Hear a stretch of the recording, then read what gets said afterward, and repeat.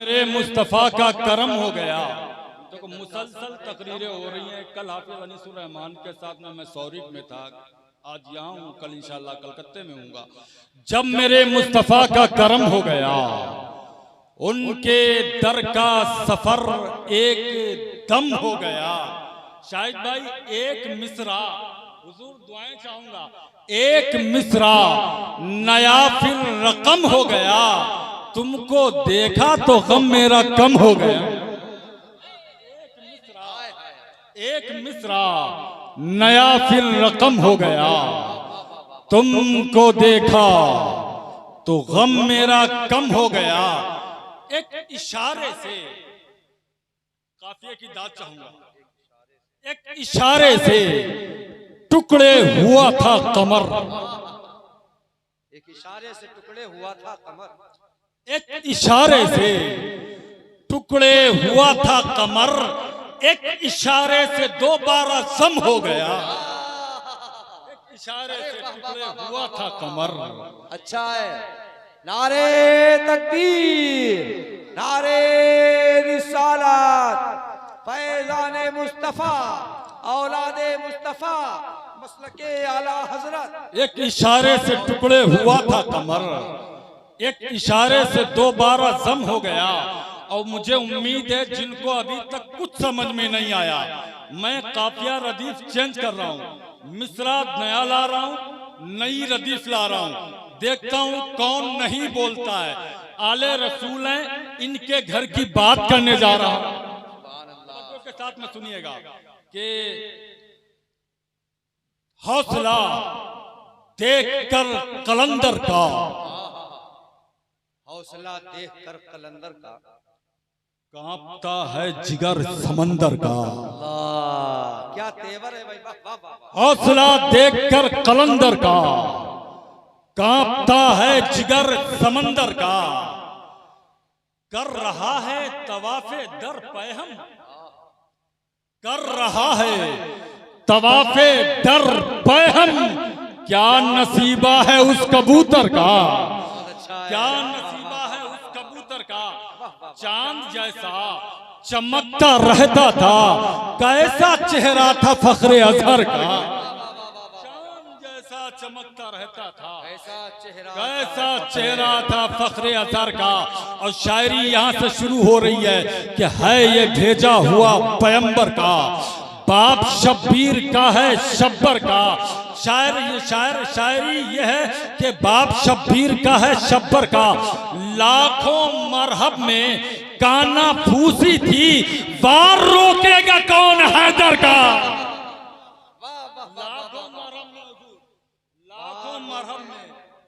लाखों मरहब में काना फूसी थी, वार रोकेगा कौन हैदर का। और आखिरी शेर सुनो, नाज करते थे जिस पे दरवाजा, नाज करते थे जिस पे दरवाजा, नोच कर फेंक डाला खैबर का। नाज करते थे जिस पे दरवाजा, नोच कर फेंक डाला खैबर का। अब आप तकरीर तो सुन चुके हैं, मुझसे पहले भी आप सुन चुके। अब मेरे बाद कोई तकरीर नहीं होना है, हुजूर के दुआया कलमात होंगे। और अल्हम्दुलिल्लाह हम सुन्नी मुसलमान हैं, हम तो जब भी मुस्तफ़ा करीम का मिलाद मनाते हैं, तब मुस्तफ़ा करीम पे दुरूद भी पढ़ते हैं और सलाम भी पढ़ते हैं। मस्जिद में बढ़ जाएं तो दुरूद पढ़ें, मदरसे में चले जाएं तो दुरूद पढ़ें, जलसे में बैठें। कितने लोग यहाँ पे हाजिर हैं, अपनी हाजिरी का सबूत, अपने ईमान और अमल का सबूत मोहब्बत के साथ में रसूल पाक पर दुरूद पढ़ करके दें और मोहब्बत से पढ़ लें। अल्लाहुम्मा सल्ली अला सय्यदना व मौलाना मुहम्मद मादनिल जुदी वल करम वाला आलिही व अस्हाबिही बारिक वसल्लम सलातो व सलामन अलैका या रसूल अल्लाह सल्लल्लाहु तआला अलैहि वसल्लम। भाई 10 मिनट तकरीर सुनोगे, 10 मिनट सुनोगे भाई? अगर आप इजाजत दो तो मैं 10 मिनट बोलूं। अभी मैंने शायरी सुनाई है, मैं समझ चुका हूं कि आप कितनी देर तकरीर सुन सकते हैं, लेकिन 10 मिनट में तकरीर करने जा रहा हूं। अल्लाह का करम है कि उसने सीना अता फरमाया, रब करीम का एहसान है कि उसने बॉडी अता फरमाई। रब का एहसान है उसने औलाद की नेमत से नवाजा। अल्लाह का एहसान है उसने जमीन का मालिक बनाया। अल्लाह का एहसान है उसने बैंक और बैलेंस का मालिक बनाया। अल्लाह का एहसान है उसने औलाद जैसी नेमत अता फरमाई। अल्लाह चाहता तो दोनों आंखों से अंधा बनाता, अगर वो चाहता पांव से लंगड़ा बनाता, अगर वो चाहता जबान से गूंगा बनाता, अगर वो चाहता आंखों से अंधा बनाता। लेकिन रब का एहसान देखो, रहने के लिए जमीन का फर्श दे दिया, आसमान का शामियाना लगा दिया, आपको मुसलमान बनाया। ये उसका एहसान है। और मुसलमान बना करके मुस्तफा करीम का वफादार बनाया, ये उसका एहसान है। अल्लाह ने सीना अता किया, उसमें धड़क दिल दिया और दिल में धड़कन दी और धड़कनों में मुस्तफा करीम का इश्क दिया, ये उसका एहसान है। कुरान दिया, ये उसका एहसान है। ईमान दिया, ये उसका एहसान है। मदीने जैसी दौलत दी, ये उसका एहसान है। आले रसूल जैसी नेमत दी, ये उसका एहसान है। मैदान महशर कायम होगा, अल्लाह जन्नत का हुक्म अता फरमाएगा, मोमिन जन्नत में जाएगा, ये उसका एहसान है। अब मैं आपको बताऊं, पूरा कुरान आप खोल करके देखो, आप पूरा कुरान पढ़ जाओ, अलहम्द से शुरू करो और वन्नास की सीन तक चले जाओ, पूरा कुरान पढ़ते चले जाओ। अल्लाह ने हजारों लाखों नेमतें दी हैं, मगर कहीं पे ये नहीं कहता ये नेमत दी है एहसान किया है, जबान दी है एहसान किया है, दिल दिया है एहसान किया है, बीवी दी है एहसान किया है, औलाद दी है एहसान किया है, माँ बाप दिए हैं एहसान किया है, मुस्तफ़ा करीम के दर का गदा बनाया है एहसान किया है। अल्लाह ये नहीं कहता है कि हम तुम्हें जन्नत देंगे एहसान करेंगे, अल्लाह ये नहीं कहता है कि हम तुम्हें हूरे देंगे एहसान करेंगे, अल्लाह ये नहीं कहता है हम तुम्हारी खिदमत के लिए गिलमान मुकर्रर करेंगे एहसान करेंगे। लेकिन अल्लाह ने इतनी सारी नेमतों के बावजूद ये नहीं कहा कि हमने एहसान किया। लेकिन जब 12 रबीउन नूर को सैयदा आमिना के आंगन में मेरे नबी ये करीम को भेजा तो सारी कायनात के लिए रब का फरमान होता है, ओ मेरे बंदो आज मैंने तुम पे एहसान किया है, अपना महबूब दिया है एहसान किया है, अपना नबी दिया है एहसान किया है, अपना पैगंबर दिया एहसान किया है, रहमतुल लिल आलमीन दिया है एहसान किया है। जन्नत तुम्हें मिलेगी, लेकिन जन्नत से पहले मुस्तफा करीम को दिया है एहसान। नारे तकबीर, नारे रिसालत, मसलके आला हजरत, उलमाए अहले सुन्नत। एहसान किया है। सैयदा आमिना के घर में मेरे मुस्तफ़ा करीम आते हैं। तारीख ये कहती है, सैयदा आमिना फरमाती हैं, तवज्जो के साथ में सुनना, सैयदा आमिना फरमाती है कि जिस दिन मेरे मोहम्मद सल्लल्लाहु ताला अलैहि वसल्लम तशरीफ लाए ना, पूरे मक्के में अल्लाह ने जिसके घर में अगर किसी बच्चे की पैदाइश हुई ना, अल्लाह ने उस बच्चे को लड़का बनाया, किसी घर में लड़की पैदा ना हुई। जो किसी घर में, बोलो ना भाई, किसी घर में लड़की पैदा ना हुई, अगर किसी के घर में कोई पैदा हुआ तो शहजादा पैदा हुआ, लड़का पैदा हुआ। तारीख से पूछोगे ऐसा क्यों है तो जवाब मिलेगा, इसलिए कि अरब में बच्चियां दफन कर दी जाती थी। मल्लाह की रहमत को ये गवारा नहीं था मेरा नबी जाए और उसके जाते कोई लड़की दफन हो, बल्कि लड़कियों की इज्जत बचाई जा रही है, लड़कियों का वजूद बचाया जा रहा है। अभी यहीं पे रुक के एक जुमला देना चाहूंगा, ओ मुसलमानों, लड़कियों को हकीर ना समझो। अगर लड़कियां हकीर होती, औरतें हकीर होती, औरतों का मकाम कम होता तो औरतों ने नबियों को जन्म ना दिया होता, रसूलों को पैदा ना किया। वाह वाह वाह, औरतों ने रसूलों को पैदा किया है। बोलिए, पैदा किया कि नहीं पैदा किया? रसूलों को पैदा किया, पैगंबरों को पैदा किया, औलिया को पैदा किया, अक्ताब को पैदा किया, अब्दाल को पैदा किया, नुकबा को पैदा किया, नुजबा को पैदा किया, अल्लाह वालों को पैदा किया। अब मेरे मुस्तफ़ा करीम की नस्ल भी चलती है तो वो भी उनकी शहजादी से चलती है। बोलो भाई, वाह वाह वाह। लड़कियां जमीन में गाड़ी नहीं जाएंगी, मुस्तफ़ा करीम आ चुके हैं। मेरी बहनों, समाज में तुम्हारा कोई मकाम नहीं था, तुमको बचाने वाले मेरे मुस्तफा हैं। तुम्हारी इज्जत में 4 चांद लगाने वाले मेरे मुस्तफा हैं। अल्लाह की कसम, आप क्या समझते हो इन लड़कियों को? आप क्या समझते हो? ये तो मिलाद पाक की महफिल है, ये तो मेरे नबी के जश्न ईद मिलादुन नबी की महफिल है। इतना बड़ा जलसा है, इतना बड़ा मजमा है, इतने ज्यादा लोग आए हैं। कसम खुदा की, ताबी मौलाना मोहम्मद हाशिम कानपुरी साहब बयान फरमा रहे थे कि मदीने में मेरे मुस्तफ़ा करीम तशरीफ ले गए। तफर्रक़ल ग़िलमान वल ख़िदम इंद तरीक़, मुस्लिम शरीफ की रवायत है कि बच्चे गलियों में टहलने लगे, घूमने लगे, जश्न ईद मिलादुन नबी मनाने लगे। लोगों गौर से सुनो, मेरे मुस्तफ़ा की आमद पाक मदीने शरीफ में हो रही है तो अरब मक्के के मदीने के लोग खजूर के पेड़ों पे चढ़ गए और देखने लगे किधर से मेरे मुस्तफ़ा करीम का चेहरा दिखेगा, किधर से मेरे नबी तशरीफ लाएंगे, किधर से आमिना का दुलारा आएगा, किधर से रुखे बद्दुहा दिखेगा, किधर से काली जुल्फें दिखेंगी, किधर से दस्ता यदुल्लाह दिखेगा, किधर से कद्दे राना दिखेगा, किधर से मेरे मुस्तफ़ा का वजूद दिखेगा।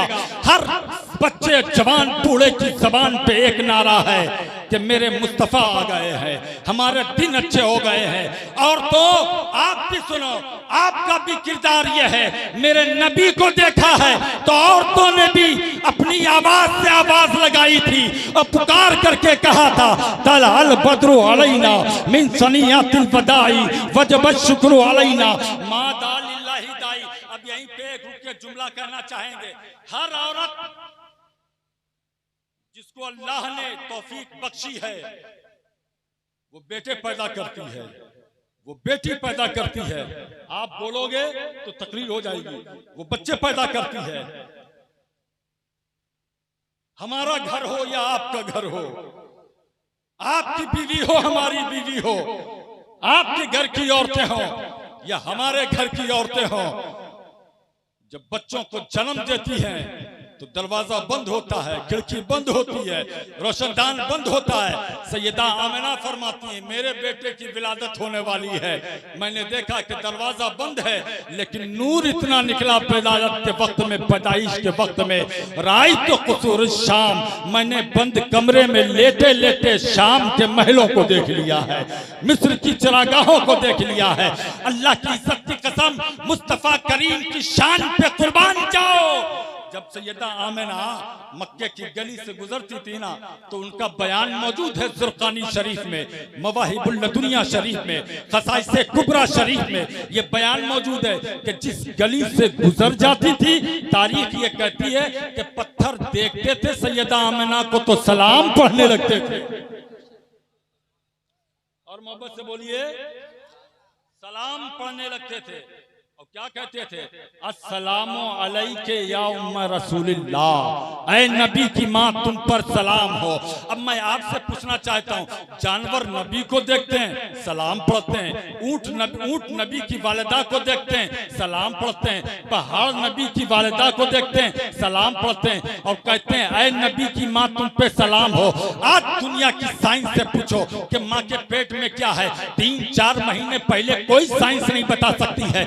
इतनी टेक्निक हो गई, इतनी टेक्नोलॉजी हो गई है, इतनी ज्यादा तरक्की हो गई है, चाहे अल्ट्रासाउंड कराओ, चाहे मशीनरी के जरिए से पता लगाओ, दुनिया की कोई साइंस नहीं बता पाएगी कि माँ के पेट में जो बच्चा पल रहा है वो लड़की पल रही है या लड़का पल रहा है। लेकिन आज साइंस ने और तरक्की की है, इंसान ने तरक्की की है, आसमान के चांद पर अपनी कमंदे डाल दी है, सूरज की किरणों को कैश कर लिया है, आसमान के चांद को कब्जा कर लिया है, खिला में जा रहा है, हवाई जहाज में सफर कर रहा है, आसमान के चांद पर जाकर रहने की कोशिश कर रहा है।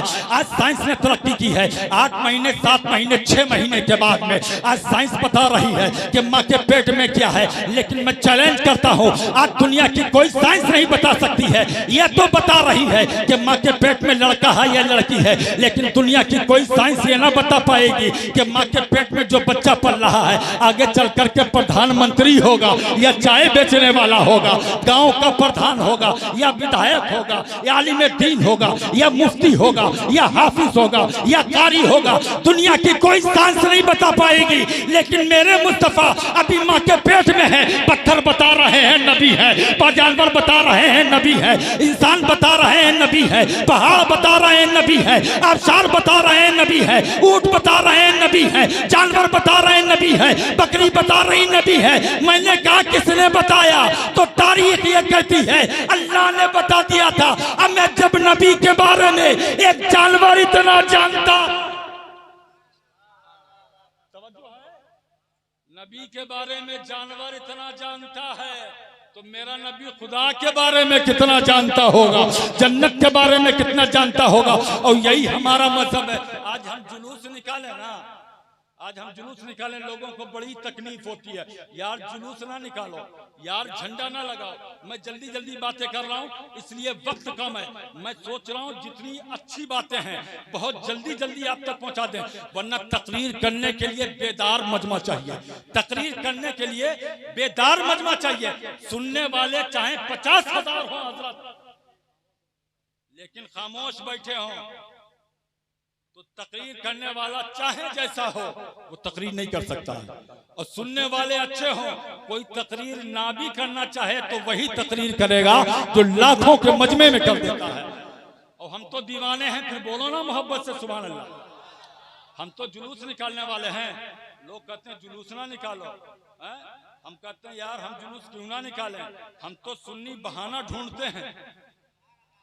हम तो सुन्नी बहाना ढूंढते हैं कहां पे नबी का नाम लेने का बहाना मिल जाए। जो जलता है हम जलाना जानते हैं, और जो खुश होता है हम उसे खुश करना जानते हैं। जुलूस ना निकालो, जलसा ना करो। कहने लगे क्यों? मैंने कहा यार अगर हम जुलूस निकालें तो इतराज होता है, 15 अगस्त में रैली निकालो तो खुशी क्यों होती है? हम झंडा लगाएं ना, अगर अपने घर पे झंडा लगाएं तो लोग कहते हैं झंडा लगाना बिदअत है, हराम है। मैंने कहा फिर बड़े बड़े दारुल उलूम पे झंडा लगता है। बात समझ में आ रही है? बोलो, बड़े बड़े दारुल उलूम पे झंडा लगता है। झंडा उतरवाओ। अभी ऐलान हुआ था गवर्नमेंट की तरफ से 15 अगस्त को हर घर में झंडा लगे। सबने झंडा लगाया, सबने लगाया। एक तरफ से देहात हो, वो कस्बा हो तो शहर हो, तो सब झंडा लगा रहे थे। मैंने कहा क्यों लगाया? तो सामने वाले ने कहा मौलाना नहीं लगाएंगे तो हुकूमत के डंडे खाने पड़ेंगे, नहीं लगाएंगे तो पुलिस डंडा चार्ज करेगी, मारेगी, हिंदुस्तान का गद्दार कहा जाएगा। मैंने कहा जालिम अब भी नहीं समझेगा तो कब समझेगा? मुस्तफा की आमद पे झंडे नहीं लगाएगा तो मदीने वाले का गद्दार समझेगा।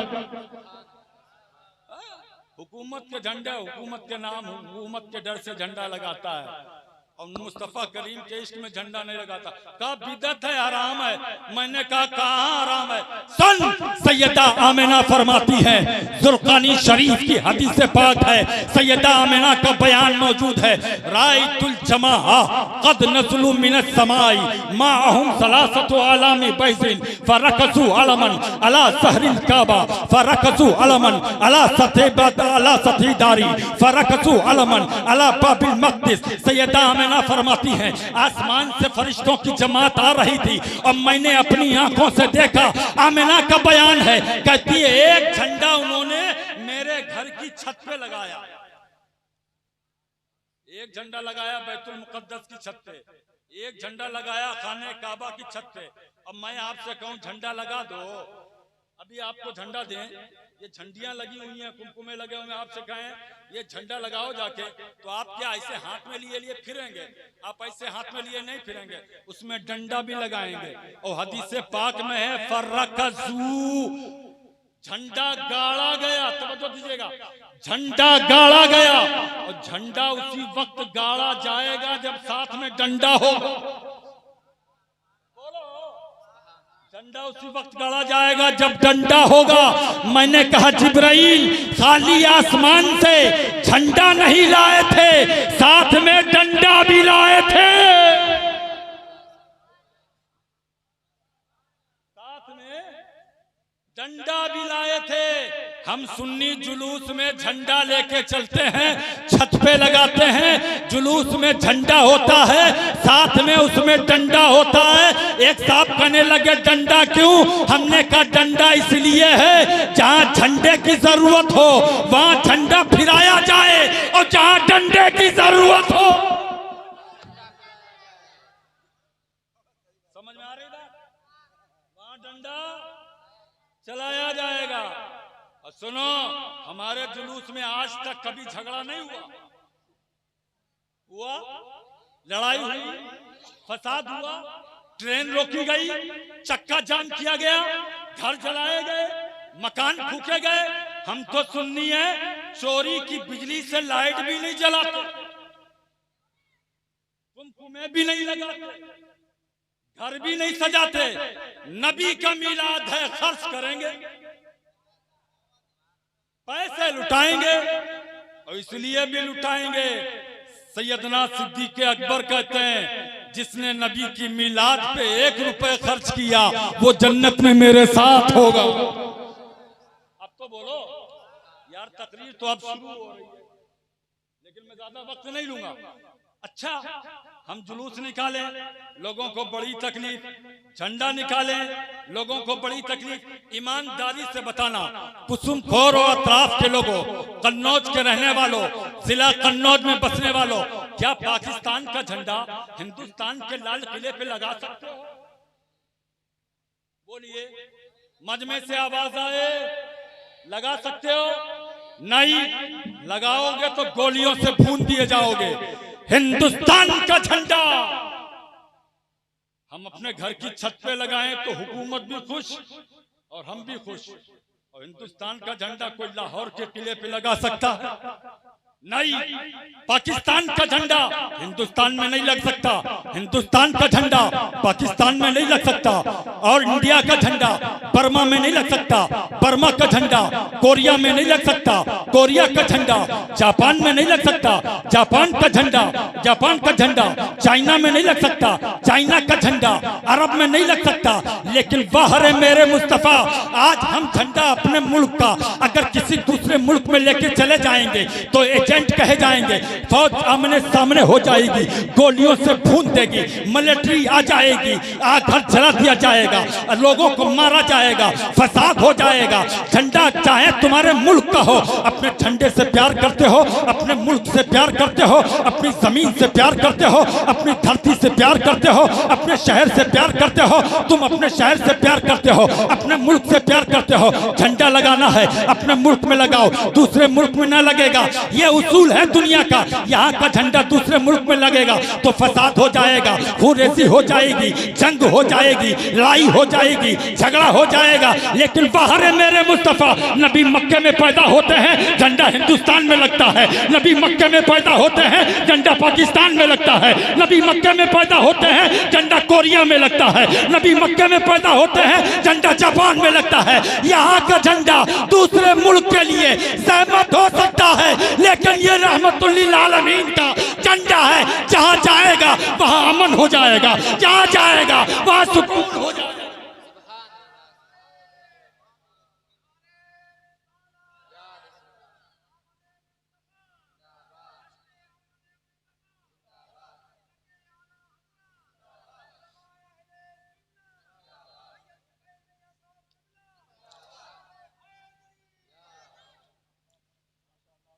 तकरीर खत्म कर दे। हजरत मौजूद हैं इसलिए बोल रहा हूं कि इनके साथ जाऊंगा तो मेरी फ्लाइट नहीं छूटेगी। तवज्जो करो, ये हमारा झंडा है और हमको अपने मुल्क से इतनी मोहब्बत है, अल्लाह की कसम मर जाए ना खोद के देखो तो हम ही निकलते हैं। बोलो बोलो बोलो, और मोहब्बत से हम ही निकलते हैं, इस मिट्टी से हम निकलते हैं, हम कहीं और नहीं जाते। नहीं जाते। अल्लाह की कसम प्यार है हमें मुल्क से। इस्लाम हमारा वो मुकद्दस मजहब है। उलमाए किराम की तवज्जो चाहेंगे। आपकी भी तवज्जो दरकार। वो मुकद्दस मजहब है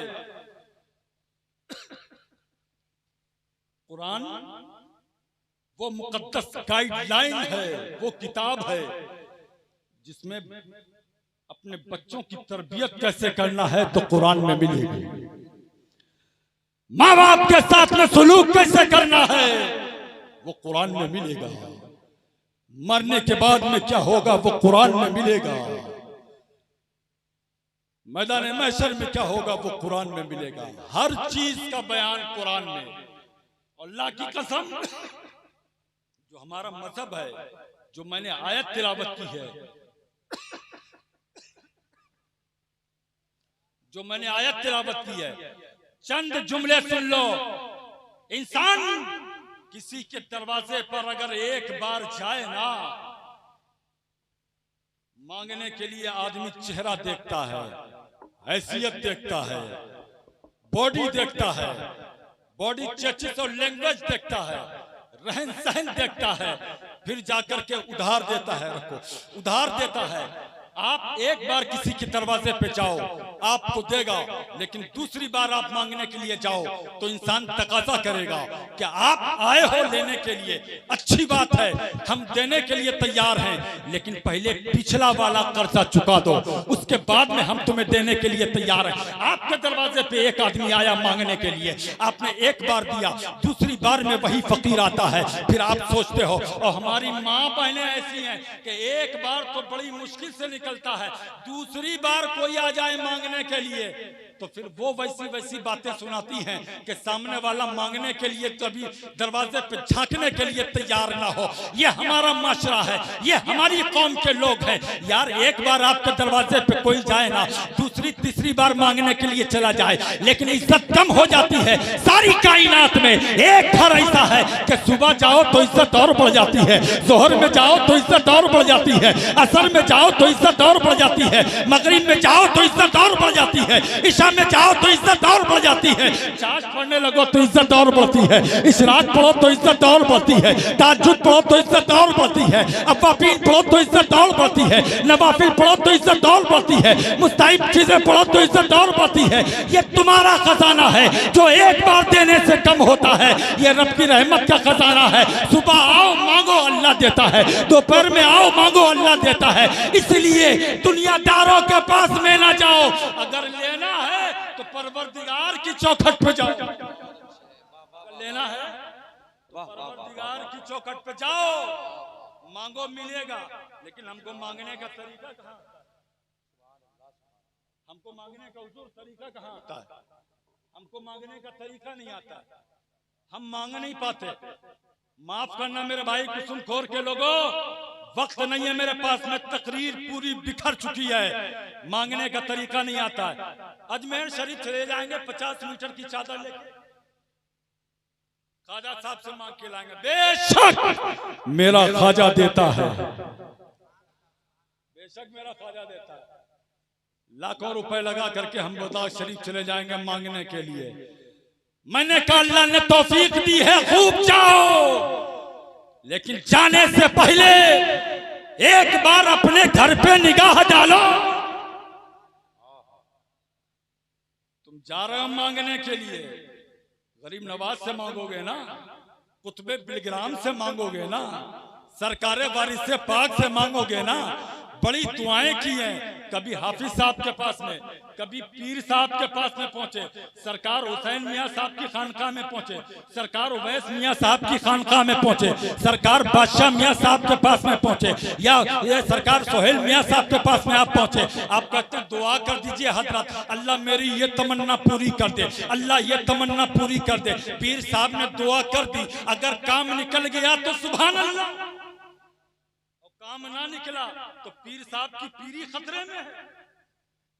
फिर वो कहते हैं हुसैन मियाँ साहब ज्यादा पावरफुल हैं कि उवैस मियाँ साहब, फलां पीर के पास जाएं कि फलां पीर के पास जाएं। अल्लाह की कसम, तुम्हारे घर में एक पीर मौजूद है तुम्हारे बाप की सूरत में,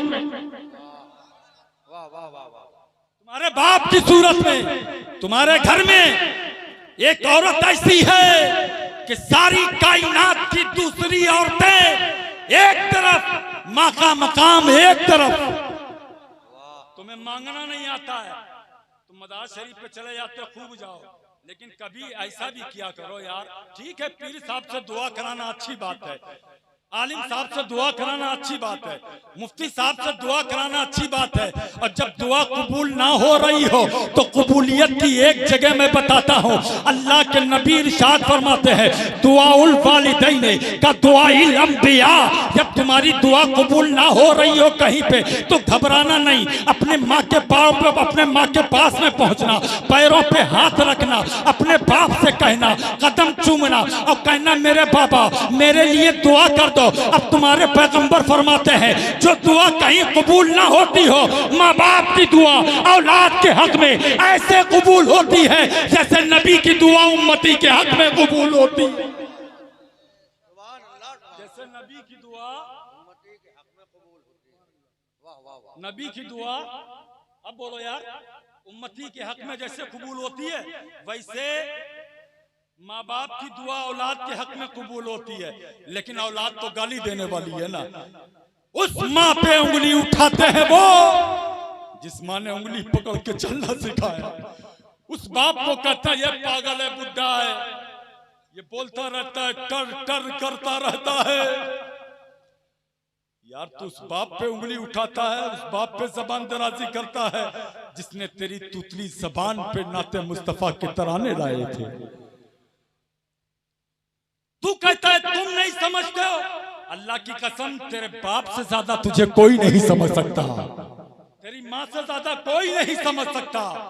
माँ बाप पे जबान दराजी ना किया करो, बीवियों को जहां पैसे देते हो कभी माँ बाप को भी दिया करो और जाके कहा करो अम्मा ये कबूल कर लो। अल्लाह की कसम अगर माँ बाप कबूल कर लेना तो कसम खुदा की तुम्हारे लिए जन्नत का पैनामा हो जाए।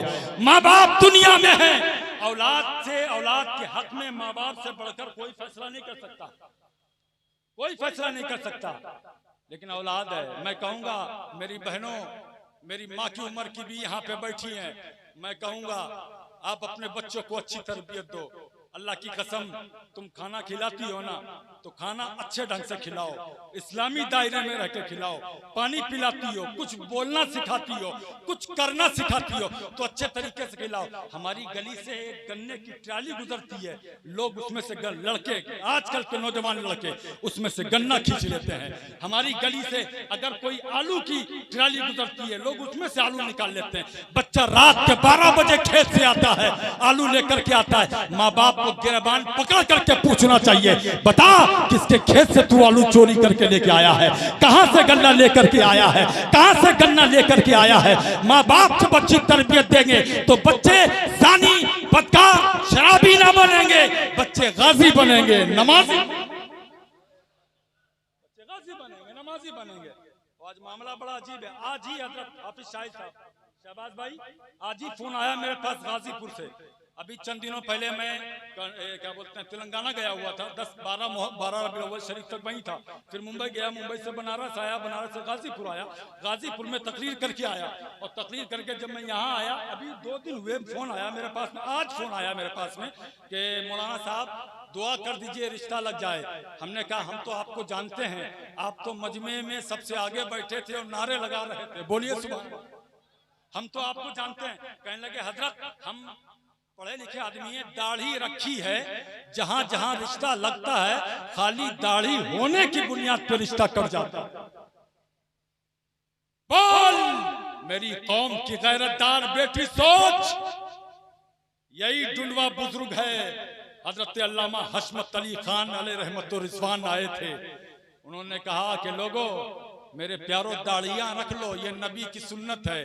लोगों ने कहा कि हजरत हम दाढ़ियां तो रख लेंगे लेकिन हमसे ब्याह कौन करेगा, हमसे बारात कौन करेगा। दाढ़ी वालों को लड़कियां पसंद नहीं करती, ये बहुत बड़ी बात कहने जा रहा हूं, सुनिएगा। दाढ़ी वालों को लड़कियां पसंद नहीं करती, उनको बिल्कुल छिले हुए अंडे चाहिए, बिल्कुल चिकने अंडे चाहिए, बिल्कुल छिली हुई दाढ़ी वाला चाहिए, लड़कियां पसंद नहीं करती हैं। हजरत ने फरमाया मुसलमान की बेटियां हैं, कहने लगे हाँ हैं, तो कहा सारे मुसलमान रख लो, लड़कियां कहां जाएंगी,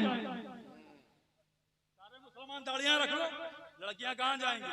अब तो लड़कियां वो कहने लगे कि हजरत रिश्ता लगता है कट जाता है, घर देखते हैं, घर भी अच्छा है, जिस्म भी अच्छा है, चेहरा भी खूबसूरत है, रहन सहन भी है, अच्छी कमाई भी है, पेट्रोल टंकी है। कसूर सिर्फ इतना है कि हमारे चेहरे पे दाढ़ी है। मैंने कहा तुम्हारा कसूर नहीं है, तुम खुशनसीब हो। पूरा मजमा बोले तुम खुशनसीब हो। कहने लगे कैसे?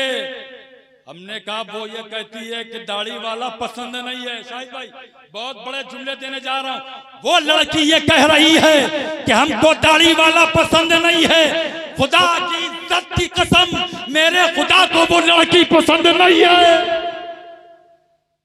मेरे मुस्तफा को वो लड़की पसंद नहीं है जिसको दाढ़ी वाला पसंद नहीं है। कहा क्यों? मैंने कहा इसलिए सारी कायनात को इकट्ठा किया जाए और उसमें ढूंढा जाए सबसे खूबसूरत है मेरे मुस्तफा, सबसे खूबसूरत है मेरे मुस्तफा, और मेरे मुस्तफा के चेहरे पे दाढ़ी।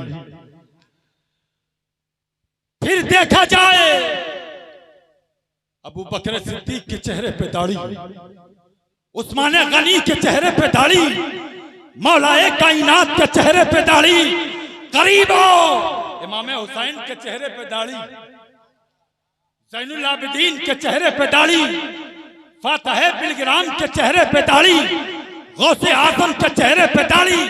दाढ़ी मुंडों में आज तक कोई वली पैदा नहीं हुआ, आज तक कोई वली पैदा नहीं हुआ।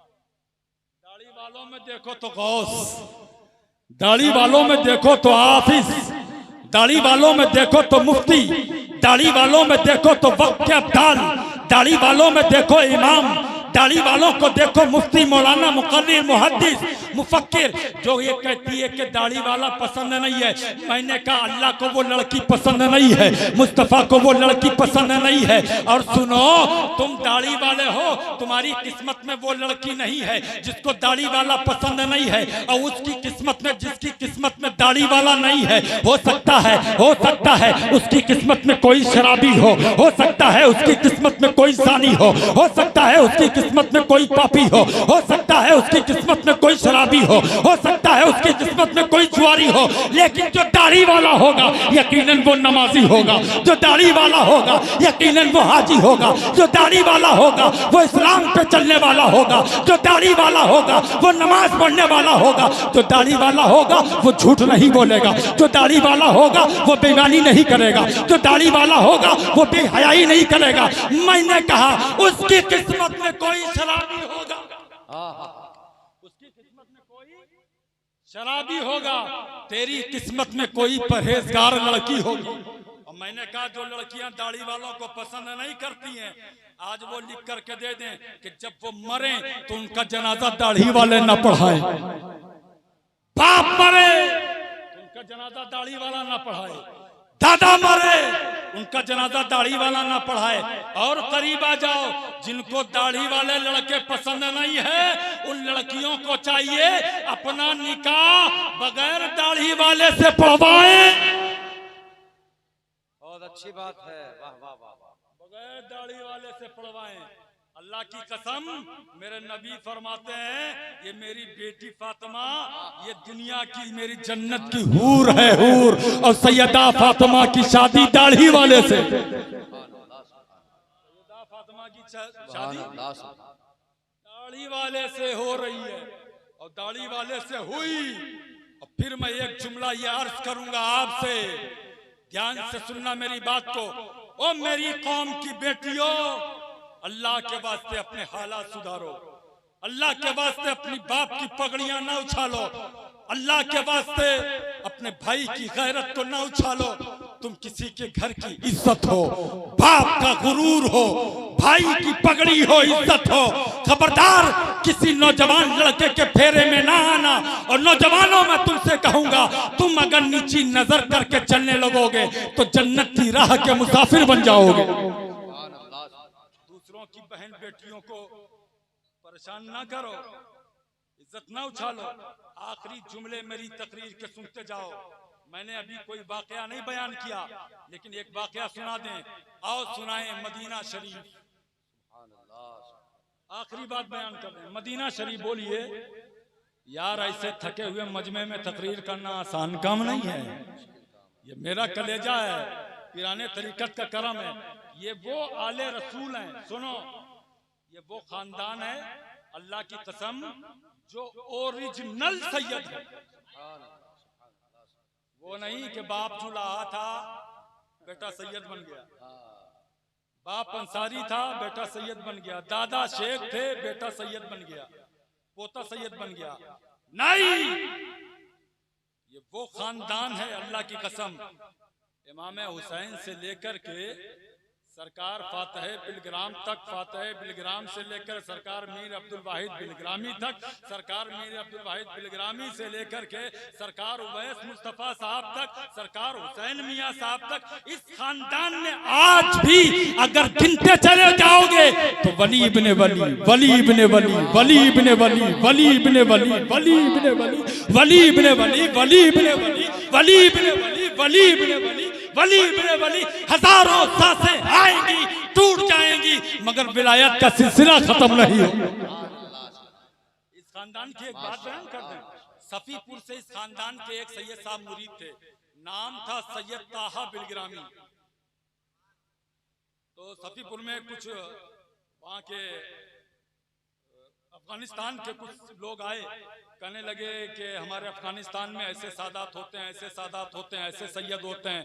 तो सफीपुर के जो बुजुर्ग थे हजरत शेख सफ़ी अलैहि रहमतुर रिज़वान, उन्होंने कहा हमारे हिंदुस्तान में भी ओरिजिनल सैयद है। कहने लगे हमारे इंडिया में कहाँ, आपके इंडिया में कहाँ से सैयद आ गए? हमारे काबुल में, कंधार में, करबला में, नजफ अशरफ शरीफ में, बगदाद में, इराक में, उस इलाके में सादात हैं, यहाँ कहाँ सादात हैं? हजरत ने कहा तुम सादात को कैसे जानते हो, कैसे पहचानोगे सादात हैं? कहने लगे जो सादात होते हैं ना, उनके बदन को आग नहीं खाती, उनके बदन को आग नहीं जलाती।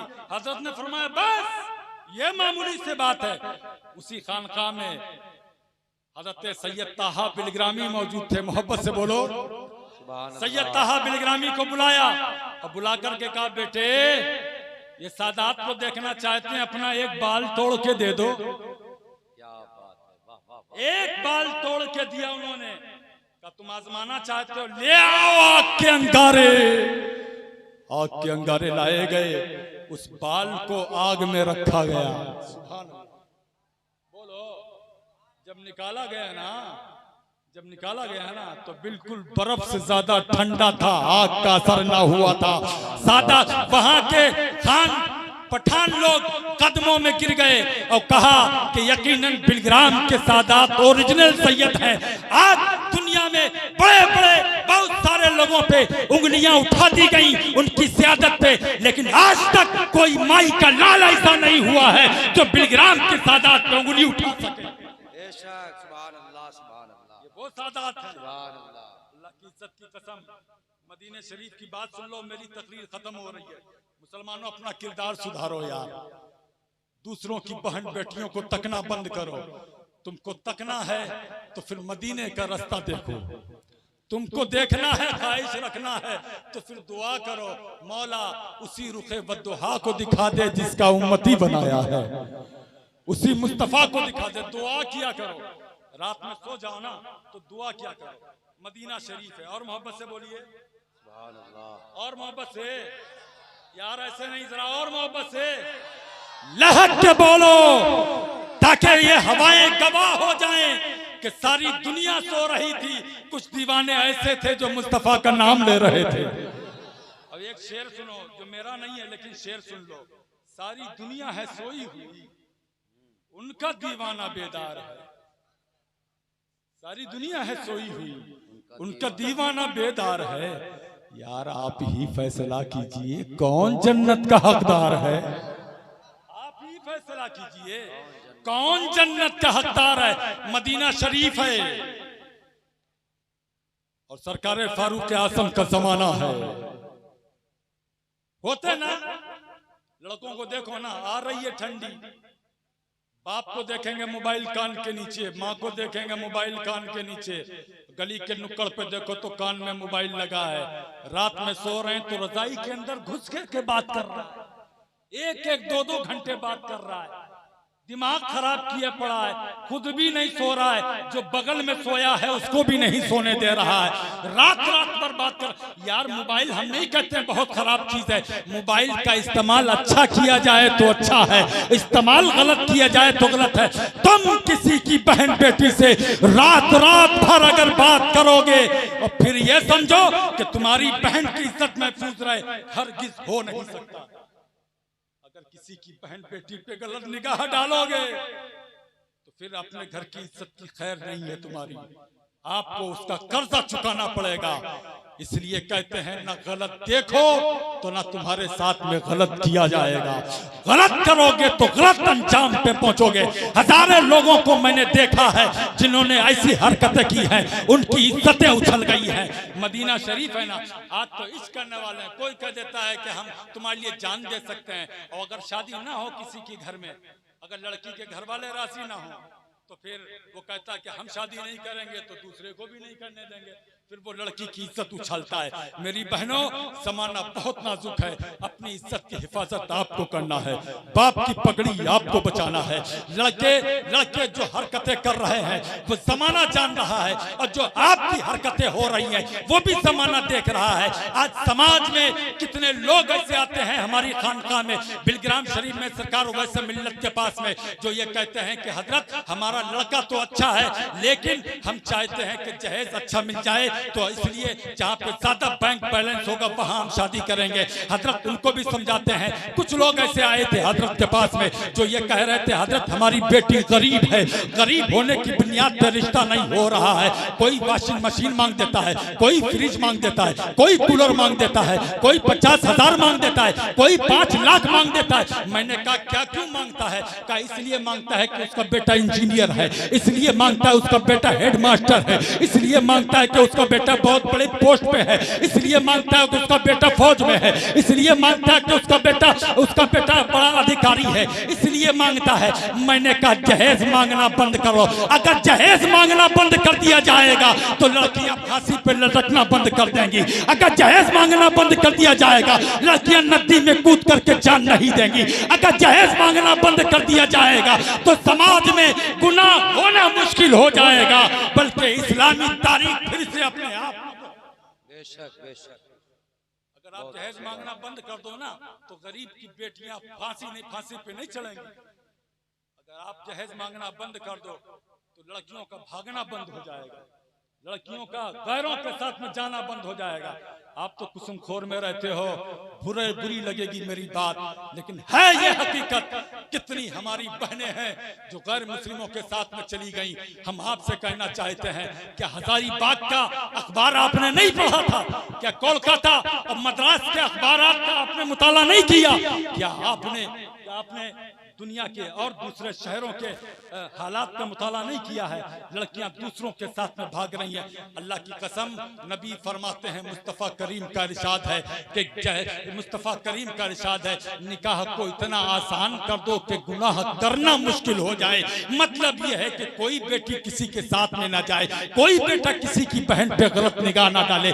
मदीना शरीफ है। ये आखिरी जुमले मेरी तकरीर के सुनो। सरकार फारूक आजम का जमाना, एक नौजवान ऐसा है जो एक लड़की पे आशिक हुआ। एक लड़की पे जब आशिक हुआ ना